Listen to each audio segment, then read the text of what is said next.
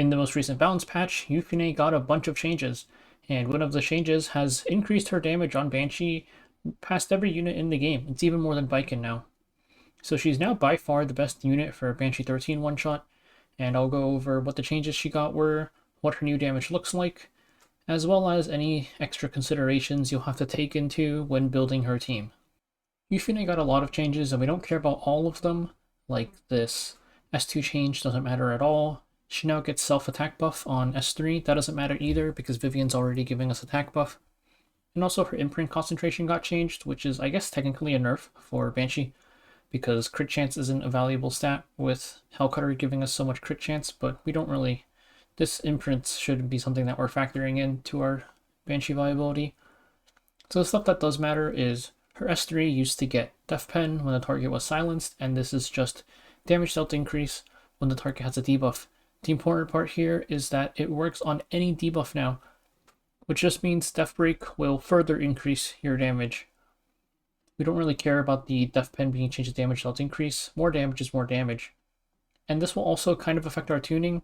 Now, after any ally uses a skill, if the enemy is debuffed, she'll get 20% more combat readiness, and I'll explain exactly what that changes in a little bit. So here we've got the standard Banshee 13 one-shot team, and we can take a look at their stats. Let's start off with FSTieria. She is our Deathbreaker. I just have her pretty much with random gear, 65 effectiveness, and I have her faster than Vivian. This is just so that Vivian will hit into defense break and trim down Banshee's HP a bit more. For the artifact, I'm using the usual, just a +0 super duper water shooter. Warhorn is also a good option. Crit chance artifacts aren't that valuable because with Hellcutter we have a ton of crit chance already. Next up is Vivian, our wave 1 AoE. For artifact, Exorcist Tonfa, Portrait of the Saviors, or Time Matter, anything works really. Also, you could also use Daydream Joker if you have enough damage to one-shot wave 1 and you want the extra damage for wave 2. You do need her EE, that gives her 50% CR push on her S3. And then for her stats, it's just all damage, pretty much, with enough speed to cut Yufine on wave 2, or on wave 1. And then I also like having her slower than FSTieria on wave 1, just so that Vivian will hit into defense break on wave 2. And because of Yufine's new 20% CR push on her S3 after the enemy is debuffed, if you have FSTieria faster than Vivian, her S3 will push up Vivian a bit, so you do also now need to make sure that Vivian is fast enough to cut Yufine on wave 2 after her 20% CR push, which shouldn't be too hard to do. Lastly is Vivian. I kind of just built her on this account, and I didn't bother getting her Last Awaken +15 Hellcutter. If you have a +31, you should use that. Her EE doesn't matter because it's effectiveness main stat, and none of her EEs affect any, or her S3 rather. I do at least have Rage, and then Rage plus Broken Set. I just slapped whatever stats together, it looked like it'd work. You can see the actual gear pieces here. Pretty much nothing special. Like, this is 22% effectiveness, this is also a bunch of effectiveness. This is level 75 gear. The best piece is probably this one somehow, which is kind of depressing, but it one-shots, so it's not that big of an issue. And now we can take a look at how much damage it does.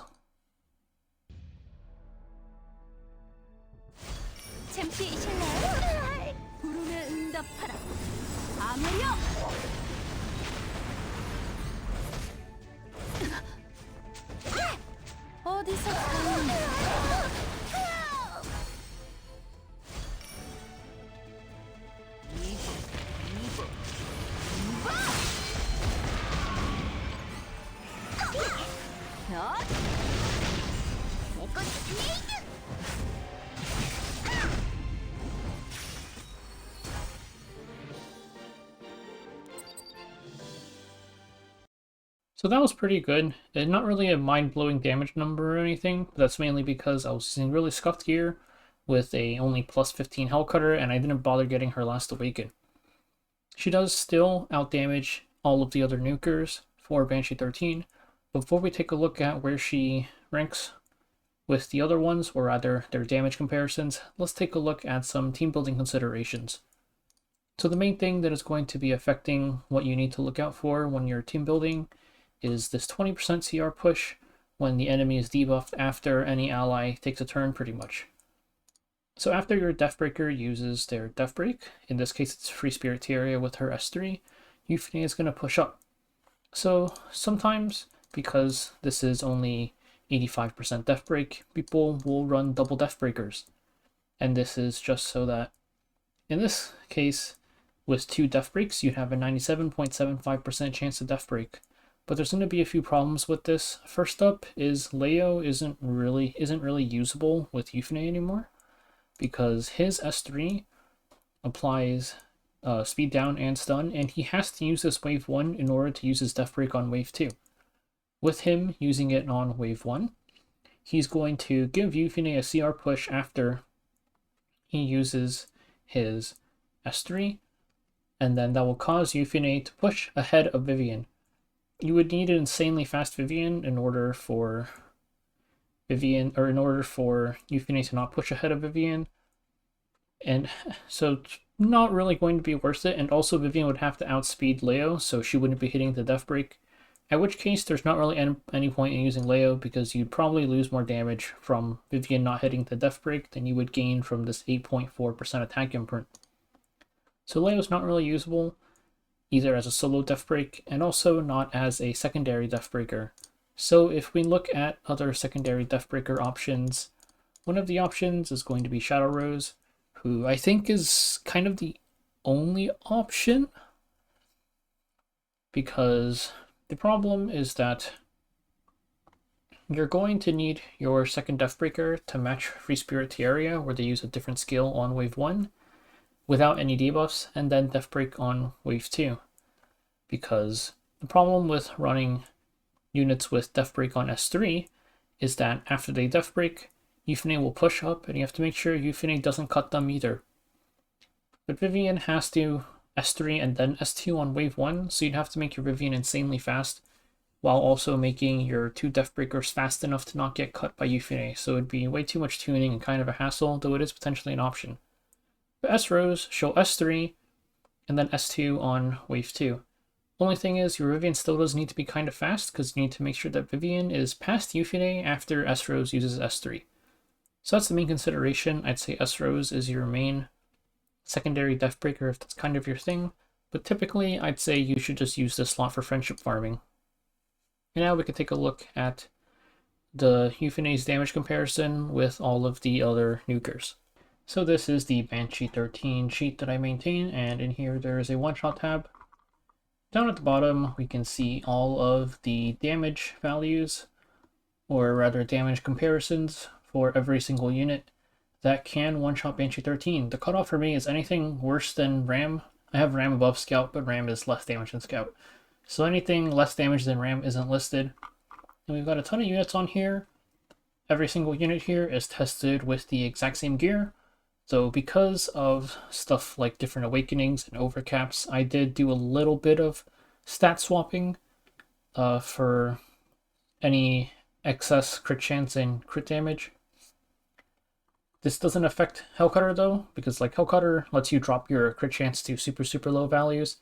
So units with Hellcutter do get a little bit more value out of this than I have tested, but we can take a look at it anyways. So with her new buffs, Yufine with Rage Set plus plus 30 Hellcutter is about 120,000 damage with the test gear. Compare this to Baiken, who with the same gear is only 116,000 damage. So despite Baiken being the best Banshee 13 one-shot for the past 4 or 5 years or so, it's now Yufine on top, because the extra damage she gets from her S3 now just makes her even better, and this isn't even factoring in how low you can drop your crit chance with a Hellcutter. And then we might as well take a look at the rest of them. So after Yufine, it's Baiken, who, like we just said, is the second best one now. And then there's Straze.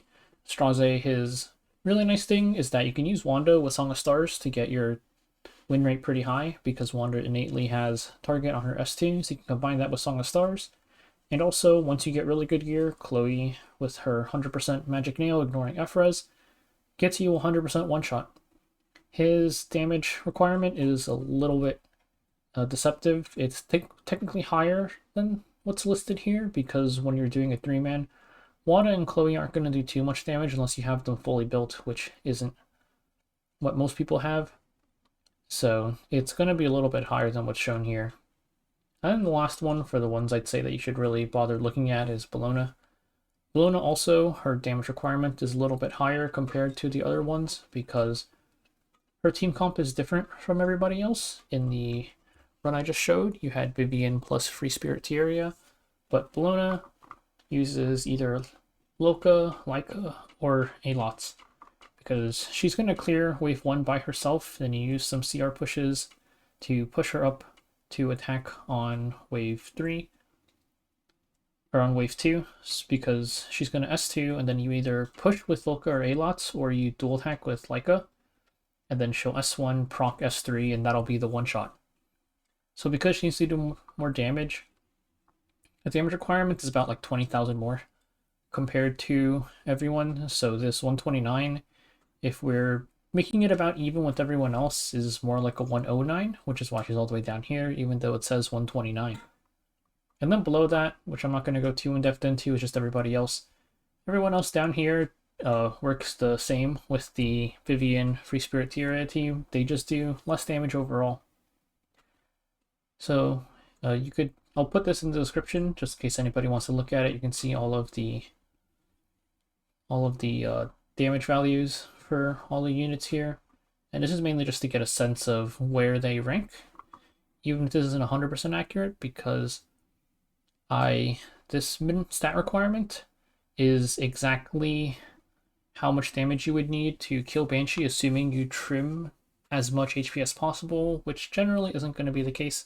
So it's thankfully higher than this. This is just to pretty much let you get a look at how they are compared to each other. And that's it for the guide. With Rift being gone, or even if you want to farm Banshee for reforged materials or something after Rift is back, hopefully this helps anybody who's trying to do that. Yufine, with her buffs, makes her pretty much by far the best Banshee one-shotter, and she's very easy to get, so make sure to take a look at her if you have her or have not built her yet.